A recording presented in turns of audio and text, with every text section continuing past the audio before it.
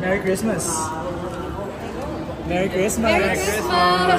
Okay, so how does it feel? Medyo kakaiba tong boxing nyo na to ha, si mga fans to ni Ate V. Yes. How does it feel, Nads? Honestly, ang sarap nilang makita lahat. Kasi parang makita mo na andyan pa rin sila through the years, you know, they're still like full support pa rin siya kay Ate V. Sana in the future, maging ganyan din yung dati ko. Right. Tsaka yung NLBC, di ba?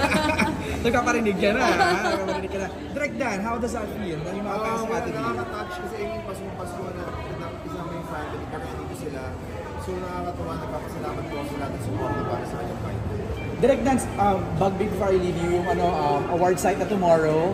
Kamusta ang feeling at forecast mo for Uninvited? Sa akin po manalo pero bonus na lang po yun. So magpapasalamat na lang po ako sa lahat ng support.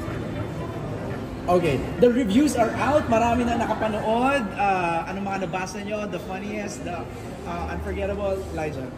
Ako, like, I'm just really grateful to be a part of this film. Like, it feels like something historic in a way to have all these people working on this film. Pero yung mga reviews were just really grateful. Parang nakakatawa na naging intense and maganda yung pagtanggap ng mga tao sa film. Even if yung mga themes ng pelikula ay medyo fresh and mga bagay na hindi madalas natatakal sa pelikulang Pilipino. Pero nagustuhan ng mga tao, so we're just very grateful. Ron, reaction sa reviews? Yun, sobrang saya din namin dun sa mga good reviews na natatanggap namin. Siguro yung pressure na kailang direkta niyan sa mga producers. Kasi syempre... Pinasa eh. Kasi syempre mag-expect yung tao ng mas malaki, mas maganda next year direct, no? So, siguro hoping din kami na sana sa mga susunod pa na mga pelikula na magagawa nila direct ng Mentor and Project 8, mas mapasama pa rin kami. So, matataas naman, kumbaga, mga high caliber film na yung ginagawa nila. So, ibang level na talaga para sa bayan ng Pilipinas.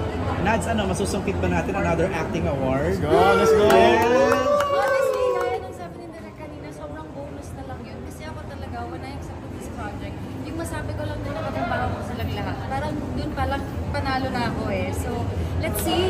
But kung sino man yung manalo, I mean, I'll be happy for them. Happy lang talaga ako na, you know, pag MMFF talaga, yung mga tao talagang sumusuporta sa pelikulang Pilipino, which is what we want naman talaga to begin with. Thank you very much! Thank you! Thanks, Merry Christmas!